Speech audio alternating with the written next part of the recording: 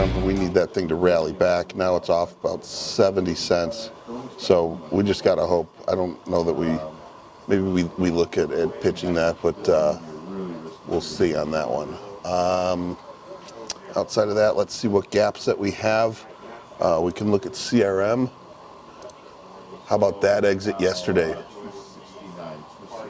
Very, very nice. We got out at like 162.